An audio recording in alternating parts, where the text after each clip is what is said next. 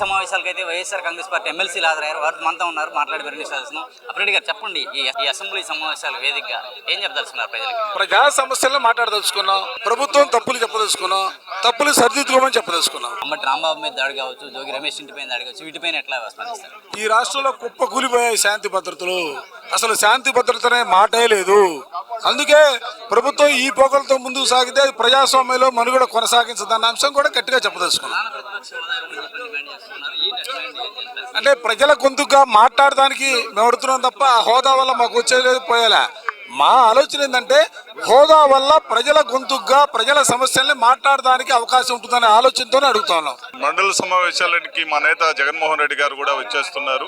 నిజంగా మేము ప్రతిపక్ష హోదా కావాలని అడుగుతున్నాము. ఈరోజు సూపర్ 6 పథకాలు ఇచ్చినటువంటి గవర్నమెంట్ ఏ పథకాలను కూడా ఎవరికి కూడా న్యాయం చేయకుండా ఇటు రైతులకు కావచ్చు, విద్యార్థులకు కావచ్చు, ఉద్యోగస్తులకు కావచ్చు, ఎవరికి కూడా ఏ రకమైనటువంటి న్యాయం చేయలేదు.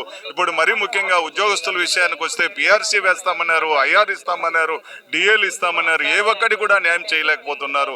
అలాగే వేల కోట్ల ఫీజు రీయింబర్స్మెంట్ విద్యార్థులకి, ఇక విద్యార్థులంతా కూడా ఇబ్బంది పడేటటువంటి రోజులు వచ్చాయి. నిరుద్యోగ భృతి అన్నారు, నిరుద్యోగ భృతి ఇంతవరకు ఇవ్వలేదు. శాంతి భద్రతలు ఈ రోజు పరిశీలించినట్లయితే నిన్న అంబటి రాంబాబు కావచ్చు, జోగి రమేష్ కావచ్చు, అలాగే రజనమ్మ కావచ్చు, ఈ విధంగా ప్రధాన వ్యక్తుల మీద, వైఎస్ఆర్సీపీ వ్యక్తుల మీద దాడులు అనేటివి జరుగుతున్నాయి. ఈ సంస్కృతి మంచిది కాదు. ఇలాంటి సంస్కృతి కొనసాగితే మళ్ళా రేపు మా ప్రభుత్వం వస్తే ఇంకా ఘోరంగా ఉంటుందని మేము ఈ ప్రభుత్వాన్ని హెచ్చరిస్తూ, మంచిగా ప్రభుత్వాన్ని పరిపాలించే విధానం తెలుసుకోండి, ఇచ్చినటువంటి హామీలు అమలుపరిచే విధానం తెలుసుకోవాలని చంద్రబాబు నాయుడుకు సూచన చేస్తున్నాం. మండలే కీలకమైనటువంటి పరిస్థితి ఉంది. ఇవాళ మండలంలోనే మీ వాణి వినిపించాల్సిన అవసరం కూడా ఉంది. ఎలా వినిపించబోతున్నారు? తప్పనిసరిగా మండలంలో మేమంతా కూడా ప్రతిరోజు హాజరవుతాము. ఈ బడ్జెట్ మీద, సమావేశాల మీద కూడా అన్ని కులకిషంగా చర్చిస్తాము. ఈ రోజు శాంతి భద్రతలు కావచ్చు, లేకపోతే నిరుద్యోగ భృతి మీద కావచ్చు, సూపర్ 6 హామీల మీద, అన్నిటి మీద కూడా మేము చర్చించబోతున్నాము. ప్రతిరోజు కూడా హాజరయ్యి ఈ రోజుకి ఆ రోజు ఈ ప్రభుత్వ వైఫల్యాలను ఎండగట్టేదానికి మేము సిద్ధమవుతున్నాం. మీరు చెప్పండి, ఎటువంటి సమావేశాల ద్వారా ప్రజలకు ఏం చెప్పాలి?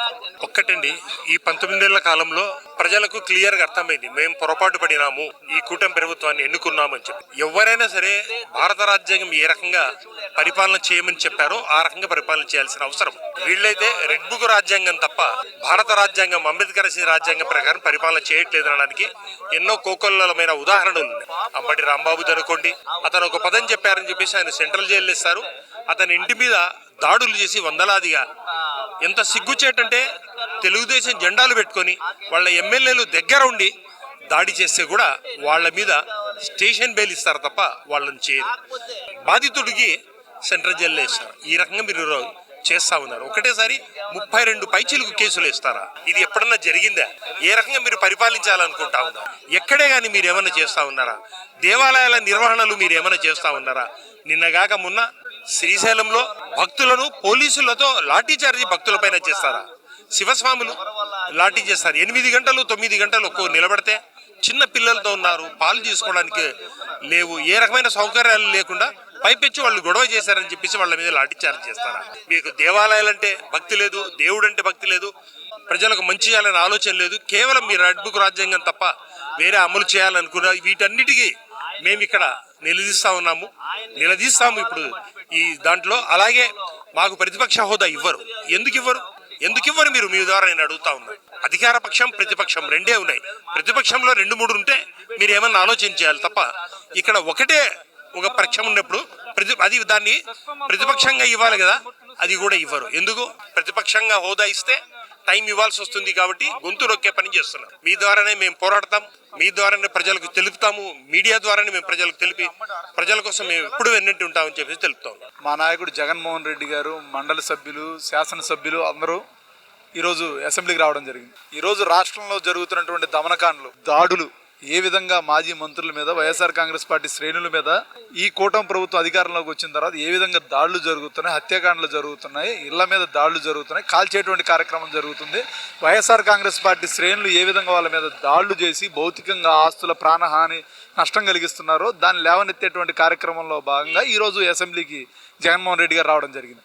ఈరోజు ఖచ్చితంగా ఈ రాష్ట్ర ప్రజల పట్ల వైఎస్ఆర్ కాంగ్రెస్ పార్టీ శ్రేణులకు జరిగినటువంటి నష్టాన్ని, ఏదైతే మన జరిగినటువంటి అంబటి రాంబాబు గారి ఇంటి మీద దాడి కానివ్వండి, జోగి రమేష్ గారి ఇంటి మీద పెట్రోల్ బాంబుల ఘటన కానీ ఇలా చెప్పుకుంటా పోతే ప్రతి ఒక్కటి లేవనెత్తేటువంటి కార్యక్రమం చేస్తాం. ఖచ్చితంగా ఒకవేళ వాళ్ళు అవకాశం ఇవ్వకపోతే యాజ్ యూజువల్గా మండలిలో మా సభ్యులు కంటిన్యూగా ఉంటారు.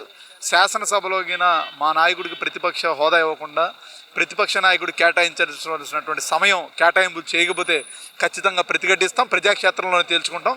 ఖచ్చితంగా వీళ్ళకి బుద్ధి చెప్పేటువంటి సమయం చాలా దగ్గరలో. వాళ్ళు అనర్హత వేటు వేయడానికి సిద్ధంగా ఉన్నారా? మేము అనర్హత వేటు వేయించుకోవడానికి ఎందుకు వస్తాం? వాళ్ళు నిజంగా ఏదైతే అసెంబ్లీలో ఉంటే అధికార పక్షం ప్రతిపక్షం రెండే, అధికార పక్షం 3 పార్టీలు, వాళ్ళు ప్రతిపక్షం అపోనెంట్ పార్టీ మేము, ఆటోమేటిక్గా ప్రతిపక్ష హోదా వాళ్ళు కొత్తగా ఇవ్వట్లేదు కదా, మిగతా స్టేట్లో కూడా జరిగిందే కదా. అది ఇవ్వడానికి వాళ్ళకి భయం ఏంటి అంటే, ఇస్తే జగన్మోహన్ రెడ్డి గారు వాస్తవాలు మాట్లాడతారు, గతంలో జరిగినటువంటి మంచిని చెప్తారు. ఏదైతే జగన్మోహన్ రెడ్డి గారి 5 ఏళ్ల పీరియడ్లో జరిగినటువంటి మంచిని ఇలా ఖాతాలో వేసుకుంటున్నారు, దాన్ని లేవనెత్తుతారు, ప్రజలకు తెలియజేసే అసెంబ్లీ సాక్షిగా తెలియజేయబడుతుందన్న భయంతో మీరు మైకి ఇవ్వట్లేదా? ప్రతిపక్ష హోదా ఇవ్వట్లేదా? ఈ రాష్ట్రానికి మీరు చెప్తున్నారు, మన మంత్రి గారు మాట్లాడుతున్నారు, 11వ తారీఖు 11 మంది శాసనసభ్యులతో 11ంటికి రమ్మన్నాం, వచ్చాం. మాకు మైకి ఇవ్వండి, అవకాశం ఇవ్వండి, ఈ రాష్ట్రంలో జరుగుతున్నటువంటి కార్యక్రమం ఖచ్చితంగా లేవనెత్తిస్తాం. మీకెందుకు భయం? ఈరోజు 11 మంది అని చెప్పేటువంటి మీరు ఈరోజు జగన్మోహన్ రెడ్డి గారిని చూసి ఎందుకు భయపడుతున్నారు? ఒక మాజీ ముఖ్యమంత్రి గారిని పట్టుకొని మాజీ ముఖ్యమంత్రి గారు అనేటువంటి పరిస్థితి భయంతో మీరు భయపడుతూ పులివెందుల ఎమ్మెల్యే అన్నారు. పులివెందుల ఎమ్మెల్యేకి మీరు ఎందుకు భయపడుతున్నారు? పులివెందుల ఎమ్మెల్యేకి భయపడాల్సిన అవసరం ఏంటి? 11 మంది శాసనసభ్యులు ఉన్నటువంటి పులివెందుల ఎమ్మెల్యేకి మీరు ఎందుకు భయపడుతున్నారు? 150, 160 ఉన్నటువంటి మీరు ఏ విధంగా జగన్మోహన్ రెడ్డి గారు భయపడుతున్నారు అంటే, రాబోయే మళ్ళా ప్రజలు పట్టం కట్టే జగన్మోహన్ రెడ్డి గారికి అనే భయంతో ఇటువంటి అక్కుర్సు బయటపడుతున్నాయి.